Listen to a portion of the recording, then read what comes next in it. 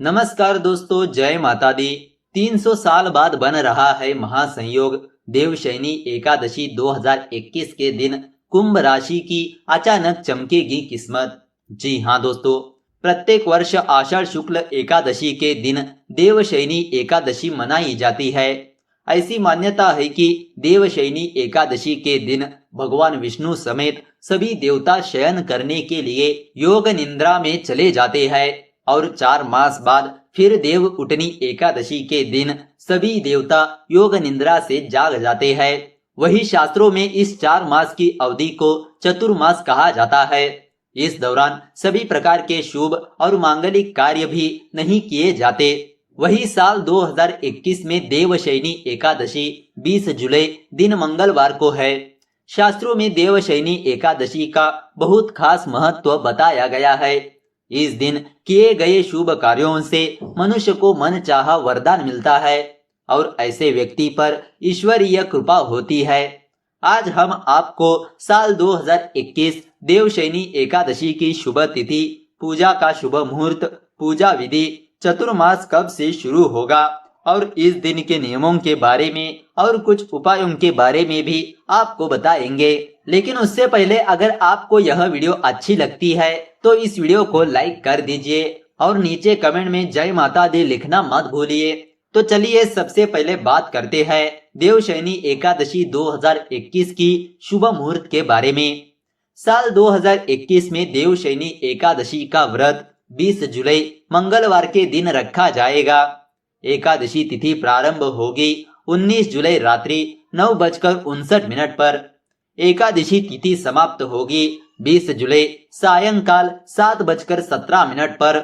जी हाँ दोस्तों, एकादशी व्रत के पारण का समय होगा 21 जुलाई प्रातःकाल 5:36 से प्रातःकाल 8:21 तक रहेगा। तो दोस्तों आइए अब आपको बताते हैं एकादशी व्रत का पारण कब करना चाहिए। शास्त्रों की माने तो एकादशी व्रत का पारण द्वादशी तिथि समाप्त होने से पहले ही करना शुभ होता है। यदि द्वादशी तिथि सूर्योदय से पहले ही समाप्त हो जाती है तो इस स्थिति में सूर्योदय के बाद ही पारण किया जाता है। एकादशी व्रत का पारण हरिवासर के दौरान भी नहीं करना चाहिए। इसीलिए जो भी यह व्रत रखते हैं और व्रत का पारण करते हैं उन्हें हरिवासर की अवधि समाप्त होने की प्रतीक्षा करनी चाहिए और फिर पारण करना चाहिए। तो आइए अब आपको बताते हैं चतुर्मास कब से शुरू होने वाला है। पंचांग के अनुसार 20 जुलाई 2021 मंगलवार को आषाढ़ मास की शुक्ल पक्ष की देवशयनी एकादशी तिथि से ही चतुर्मास शुरू हो जाएगा। शास्त्रों के अनुसार इस एकादशी से ही भगवान विष्णु विश्राम अवस्था में आ जाते हैं। इसके बाद 14 नवंबर 2021 को देवोत्थान एकादशी पर विष्णु भगवान का शयन काल समाप्त होगा, जिसके साथ ही शुभ और मांगलिक कार्यों की शुरुआत फिर से शुरू हो जाएगी। तो दोस्तों आइए अब आपको बताते हैं इस दिन कुंभ राशि की किस तरह से अचानक पलटने वाली है किस्मत। दफ्तर का माहौल काफी अच्छा रहेगा। बॉस का सानिध्य आपको प्राप्त होगा। वही दूसरी ओर आपका कोई कठिन कार्य बिना किसी बाधा के पूरा हो सकता है। वही व्यापार से जुड़े जातकों को कोई बड़ी डील करने का मौका भी मिल सकता है। अगर आप लकड़ी के व्यापारी है तो आपको अच्छा आर्थिक फायदा होने की प्रबल संभावना है। निजी जीवन की बात करें तो बच्चों का जिद्दी स्वभाव आपके लिए परेशानी खड़ी कर सकता है। हो सकता है वे आपसे कोई बड़ी मांग करें। बेहतर होगा आप उन्हें प्यार से समझाने का प्रयास करें। जीवन साथी के साथ रिश्तों में मिठास बढ़ेगी। आर्थिक मोर्चे पर यह दिन आपके लिए ठीक ठाक रहेगा। खुदरा व्यापारियों को अच्छा आर्थिक फायदा होगा।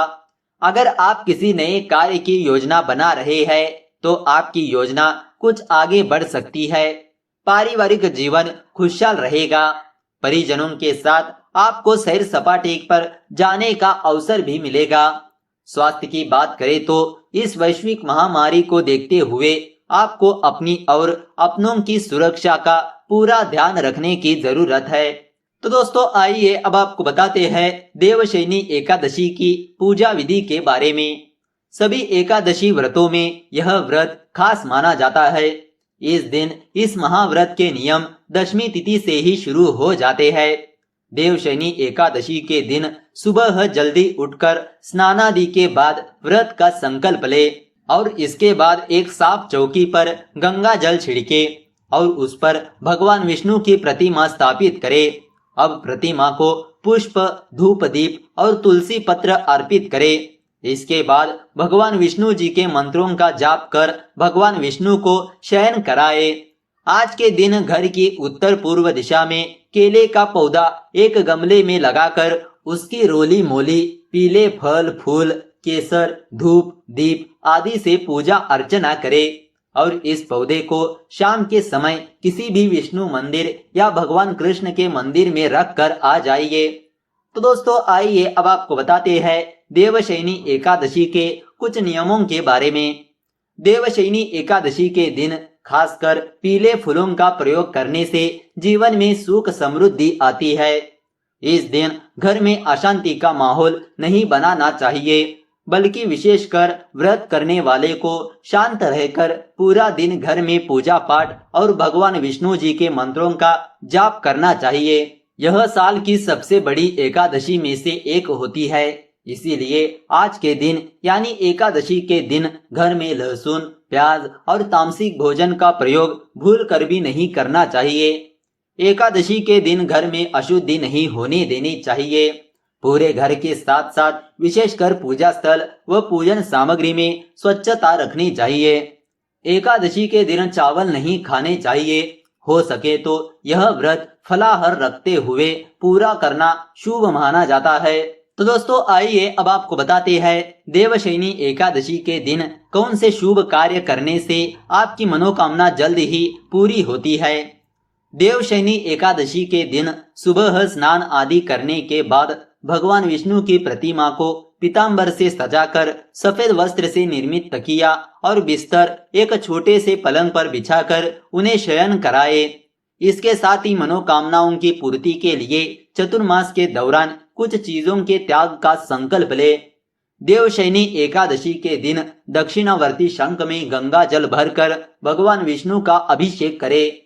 देवशयनी एकादशी के दिन भगवान विष्णु को खीर, पीले फल या पीले रंग की मिठाइयों का भोग लगाए। अगर आपके मन में धन प्राप्ति की कामना है तो आप देवशयनी एकादशी के दिन भगवान विष्णु के साथ साथ माता लक्ष्मी की भी पूजा करें। देवशयनी एकादशी की शाम तुलसी के पेड़ की जड़ में दीपक जलाकर तुलसी के पौधे को प्रणाम करें। देवशयनी एकादशी के दिन आप सुबह के समय गाय के कच्चे दूध में केसर मिलाकर भगवान विष्णु का अभिषेक करें। देवशयनी एकादशी के दिन पीपल के पेड़ पर जल चढ़ाए और भगवान विष्णु का ध्यान करें। देवशयनी एकादशी के दिन आप गरीब लोगों में गेहूं, चावल आदि का दान करें। ऐसा करने से भगवान विष्णु बहुत प्रसन्न होते हैं। देवशयनी एकादशी के दिन आप ओम नमो नारायणाय या ओम नमो भगवते वासुदेवाय नमः मंत्र का 108 बार या फिर एक तुलसी की माला जाप करें। देवशयनी एकादशी की शाम में तुलसी के दीपक जलाए और ओम नमो भगवते वासुदेवाय नमः का जाप करते हुए तुलसी जी की 11 परिक्रमा करें। तो दोस्तों इस तरह आप जान चुके होंगे कि देवशयनी एकादशी 2021 की संपूर्ण जानकारी। तो दोस्तों अगर आपको यह वीडियो अच्छी लगी तो इस वीडियो को लाइक कर दीजिए और ज्यादा से ज्यादा लोगों को शेयर कर दीजिए। अगर आपके मन में कोई विचार या सवाल है तो नीचे कमेंट करके पूछ सकते हो। तो चलिए मिलते हैं अगले वीडियो के साथ। धन्यवाद।